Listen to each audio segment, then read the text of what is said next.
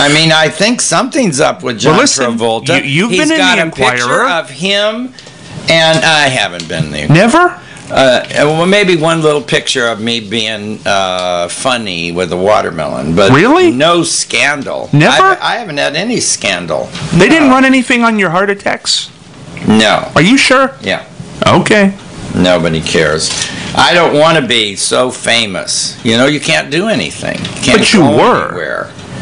At the height, what was that like? We don't know. What was that like when you were at the height? I was stoned. The whole time. I can't remember. I was stoned. Well, all of my shows I'm stoned. If you see me on a video, I'm stoned. What? Do you have stage fright? No. I just am normally stoned when I'm on the road. So if I'm going to make a video, I don't want to try something new. I'm going to do the same thing I do on the road. No sense in starting a... So you have been stoned during every show? I don't exist as a straight person on TV. But what, are you stoned this morning? No. Okay, well, let's talk about this then. You did 280 shows a year, right? No, I did 100 shows a year. Oh, I thought you were booked more than that. No. Well, that's a lot. 100 shows a year. Yeah, 50 weekends. Okay, 2 days. Every time you went on stage, you were stoned.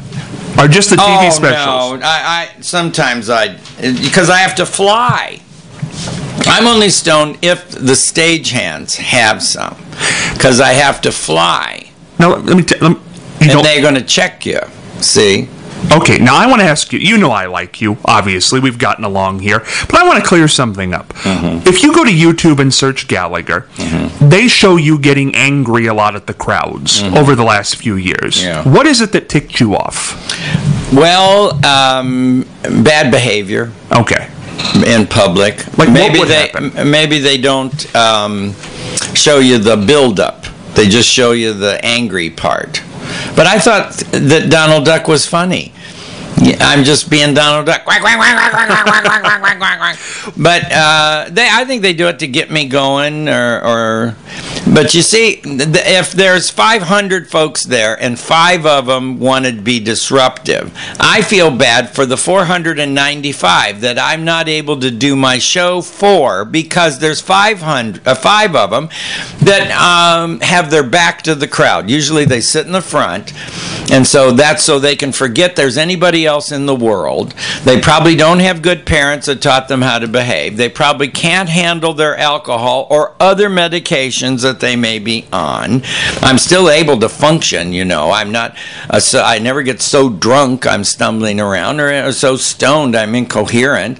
You know, just a little buzz. That's all. Well, it shocks me that when I go on the internet to search you out, that for as many of your great comedy specials that are on there are these things where you would go out in later years, the last 5 They're trying to embarrass me. But why? Because the world is mean. So why shouldn't I be a little angry that the world is mean, right? It's just proven my point. If these were nice people, considerate people, they wouldn't be trying to show the bad side of me after. But I'm only mad. I'm not mad because I want to do my show and you're interrupting it. I'm mad for the people who bought a ticket. It's a contract with me.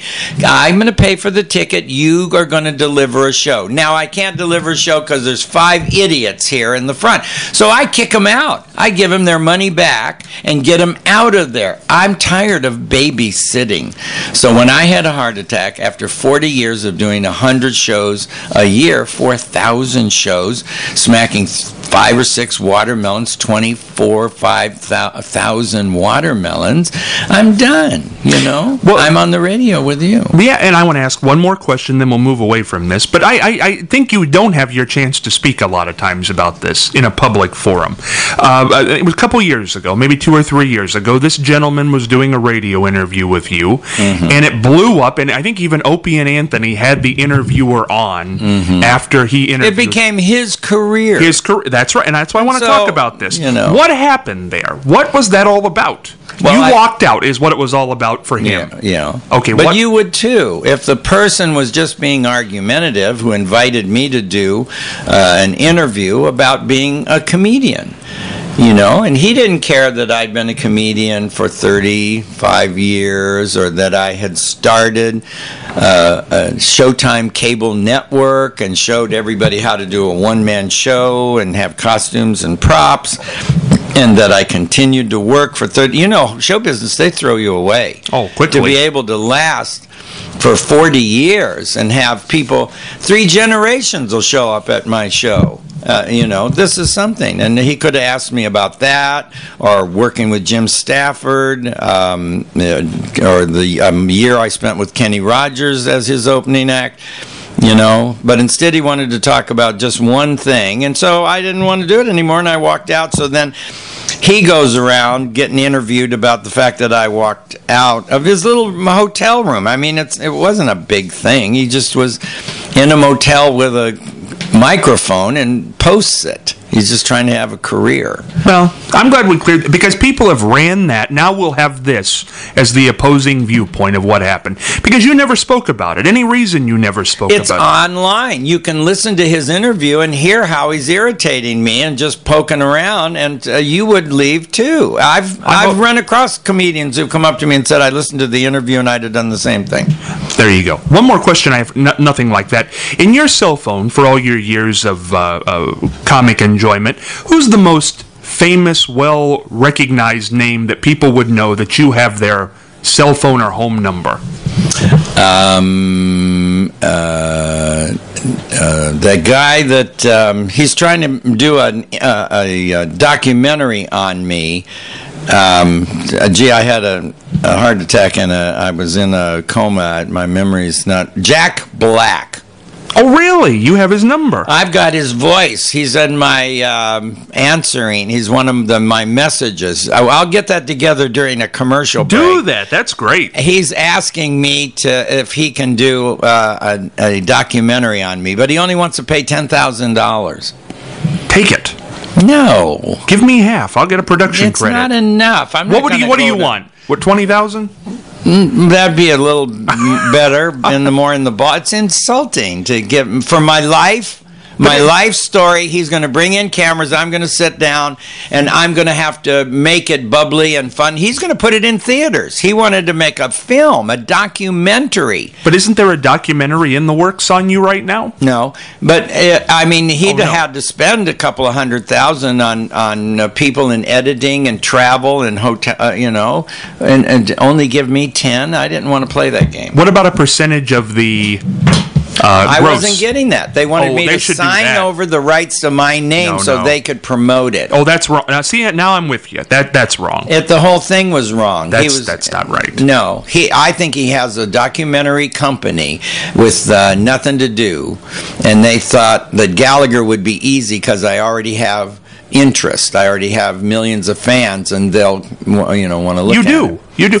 Why do people, this is the internet age. Another thing that comes up when you search your name, people videoed your heart attacks on stage. Yeah. How does that make you feel? That's pretty low, I think.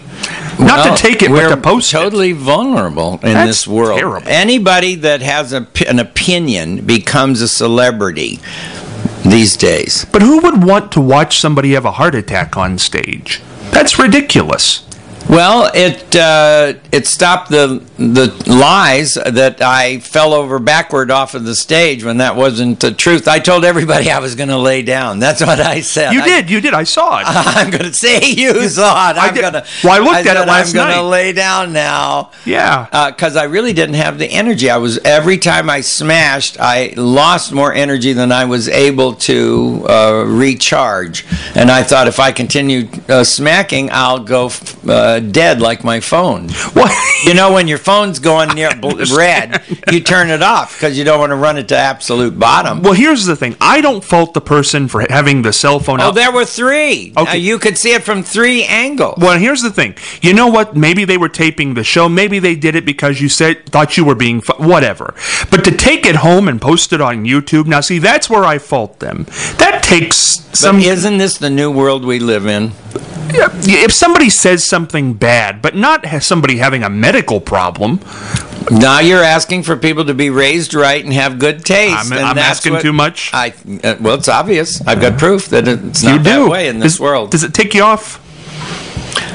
I'm near the end of my life, and you just don't get as upset about things if you died. But 10 years. You told me 10 years you thought you had left. When did I say that? I've got I'll play the interview. When you announced your retirement, you said, I think I got about 10 years. I was being nice. I know you better now. I'll tell you more of the truth. I'm lucky. Every morning I wake up, I'm surprised. Now, is that you or is that a doctor? Did a doctor say that, or is that just your opinion? It can clog up. It's all about plumbing. I don't like this. Clog up. I like you. Yeah, but you can't. It's about plumbing. I happen to be living in this little body that has clogs in the plumbing. Well, can't we get you to a cardiologist? They're all crazy, aren't they? They give you different information. Would you have 4 heart attacks if cardiologists were solving the problem? Have you ever had a cardiologist with you the whole time, or have you just gone to different ones? Different? Well, because I had a heart attack at the Mayo Clinic. I was at a bar 5.3 miles from the Mayo Clinic.